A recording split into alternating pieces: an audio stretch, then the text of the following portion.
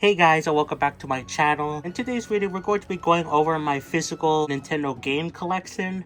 Now, this is actually the first time in like a while, like in over a year, that I'm doing a collection video like this. Now, you might notice if you watch some of my older collection videos that are especially pretty popular on the channel, that this is a small collection compared to my previous big ones. And that's because I had to sell a lot of games because I wanted to afford to get a PlayStation and an Xbox consoles because I never had those consoles before. I've been slowly chipping away at re-getting some games that I had, such as Mario Kart 8 right there. But these are the only games I kept either because of I couldn't get rid of them. In fact, that's the case for most of the games. I really couldn't get rid of them to like GameStop. They wouldn't take them. Or I needed them for one purpose or another. So yeah, we're going to be talking about this small collection. Again, a bit shocking if you've seen my older collection videos. But anyway, let's just get right into it. So first here, we got Mario Kart 8 Deluxe. Now, like I said earlier, this was a game I re-got. I actually did sell it along with my other Switch games, so I could afford like a PlayStation and an Xbox. But I was able to re-get this game for like around like $50 or whatever. It was like on sale on Target or something, and I re-got it for the final wave of the Booster Course Pass, so I could play it on the channel and play it on my own, you know. So it is weird. It was weird to get this game again, like a brand new copy. And my copy was already pretty good. Most of my Switch games, when I had them, were in pretty good condition. The only ones that were a little bit weird were like Wii U games and like a Wii game. But like most of the other games, like the DS, 3DS, and Switch cases, like they were all in pretty good condition. But still, this is a newer case, and it was really weird. But yeah, I re-got this game because again, the Booster Course Pass, and I didn't want to get rid of it, but it just sold for like a lot of money at GameStop, so I figured why the heck not, you know. And you know, this game is always selling, you know, so I figured I would re-get it eventually, and I did. Now, this is my only physical Switch game I have currently.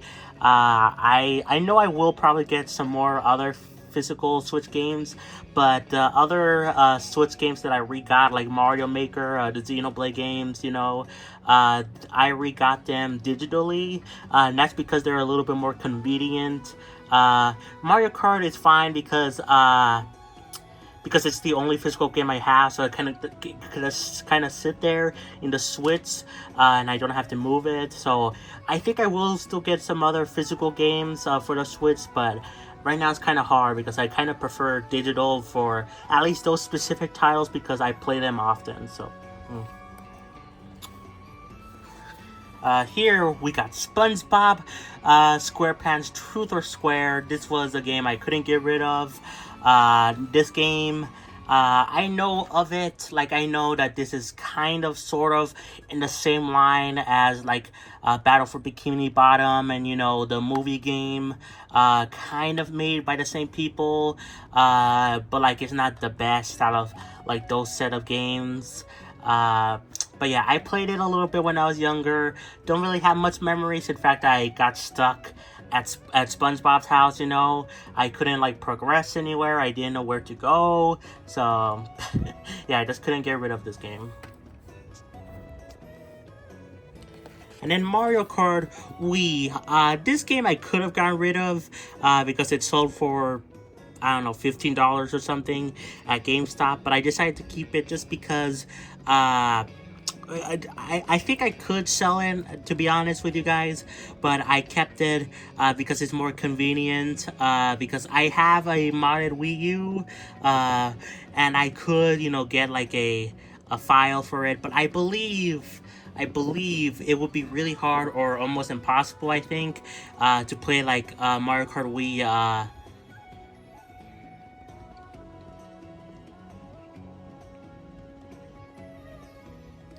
like the custom tracks, like without a disc. I think you need to have a physical disc to even play the custom tracks, you know, that are through modding not modding, kind of modding the game, you know. They're really cool tracks, and I love that about Mario Kart Wii. But yeah, I think you do need a physical disc, or if you don't, it's very difficult if you just like got a file of it digitally. So I decided to keep this game, and I'm fine with it. You know, there's really no way for me to access it otherwise. The custom tracks and just the game itself, unlike something with like New Super Mario Bros. Wii, where there is a ESOP version, and then like I could just download that on my Wii U. So yeah, that's why I kept this game. But it's really fun. I am happy I kept it. Lots of great memories with this game. I remember playing it a lot with my mom. You know, I wasn't very good at it. I'm still not very good at it, but I'm a little bit better than I was when I was little. So there's that, I guess. Okay, Phineas and Ferb right again. I couldn't get rid of this game. In fact, I don't remember much about it.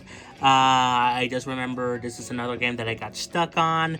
There's many games that I just got stuck on and I was too stupid to figure out. So, yeah, I got it because, well, I like Phineas and Ferb, so... Minecraft, new Nintendo 3DS edition. I could have sold this to GameStop, but I didn't because my brother really wanted to keep it. I don't really have any interest in Minecraft, you know. I like Minecraft. I don't play it that often. But my brother really wants to keep this version because it is kind of neat to see it running on a 3DS, even though it's only the new 3DS. But also, you know, he has his own world here, so... we did sell the Switch version of Minecraft, because, you know, we got the Xbox and it's included on Game Pass, so basically free. But this version is kind of different than the Switch version and the other versions, so I can understand why he would want to keep this, but at the same time, you know, we could have sold it for like $6, but still, it would have been some money, you know, but it's fine, it's fine. Legend of Kora, a new era begins. This game is pretty decent from what I remember. Another game I got kind of stuck on, but I progressed in it more than others. I got it because I love Avatar, you know, Last Airbender, Legend of Korra. I couldn't get rid of this game either, so I decided to keep it. And I do have some sentimental memories, you know. Even if I couldn't get rid of, like, these games for the most part, I do still have some sentimental memories about them, you know, because I grew up with, like, the cartoons or whatever. Yeah, but this game, don't really remember much besides I liked it, but I got kind of stuck in it, but I progressed more than like other games. So.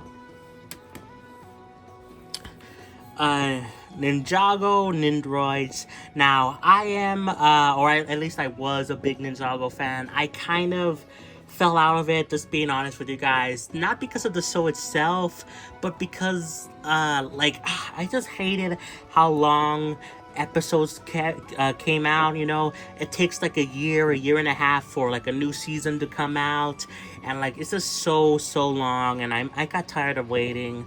I still love the show. Maybe I'll go back to it at some point, but I just wanted to focus on my YouTube channel. I wanted to focus on playing games, you know, and I just kind of didn't have time for TV shows. Now I do. I have more time for some TV shows, like I'm watching Criminal Minds, you know, every Monday they have a marathon. That's a good show.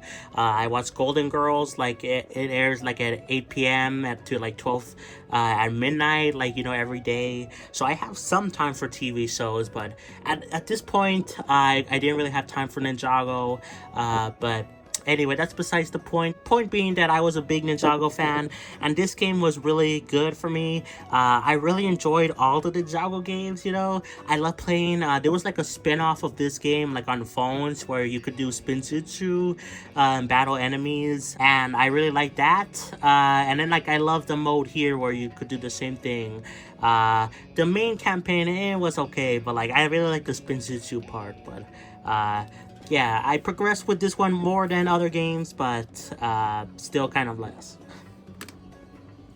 Okay, the last few games here, we got another Ninjago game, Battle Ninjago. This game, I have less memories of, less experience than the other Ninjago game.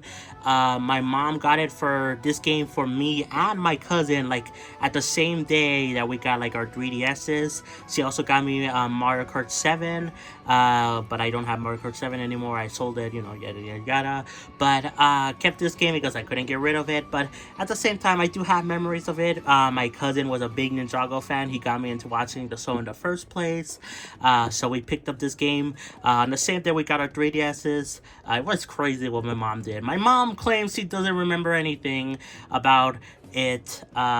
She does have not the best memory, but like not a problem, you know. But like she forgets some things, you know. But so she doesn't remember this, but I clearly remember her getting this. So yeah, I have some more memories about this one, but not really as much. Toy Story 3. This game, this is weird because I got stuck in it. I believe there was like a sort of like a tower defense game or mode within this version of the game, and I got stuck in it. And I couldn't progress, but I was always intrigued by it because, of course, I love Toy Story and all that stuff. But also, I've heard great things about the other versions of this game, such as, you know, the PS3, the Xbox 360 versions of this game. But also, there was like a good PS Vita version, you know, which is better than the DS version, or PSP. I think that's the one, PSP. Yeah. But there was a good version of that. So, and that's actually, I've been playing Toy Story 3 a little bit because it's available on PS Plus Premium through the PSP, you know, collection stuff. And I actually like it there. I wish it was the PS3 version because I heard, you know, that has like an open world sandbox thing, mission structure, and I wish that version was there. But it is available on the Xbox Series S for like really cheap. So maybe one day I'll get that version. But yeah, like the other versions are way better of this game than the DS version, which kind of makes sense because it was the most weakest version at the time. So but I still have some memories of it. And lastly, we have Nicktoons Attack of the Toy Bots. I have good memories of this game. I couldn't get rid of it, you know. I kept it, you know. But I did have some good memories of playing it a lot, even though, again, I was another game where I was stuck on. Didn't really progress much. I played the same, like, few stages or something like that, like in the car. But it was a fun time. It was cool to see these cartoons that I love. And this guy, I knew of him. I remember there was a show. Oh, God, I can't even remember the show right now. But I remember he aired on Nickelodeon. But I really only cared about the other ones. You know, I love Jimmy Neutron, SpongeBob. Danny Phantom was my favorite one. So that's the one I played the most. And then this guy, which I knew of. I knew he was from a Nickelodeon show, but yeah, I didn't really care about him. I mostly care about the other ones, specifically Danny, because he was my favorite. I still love Danny Phantom. It's a great show. And yeah, this had lots of good memories, even though, you know, I couldn't progress much, so.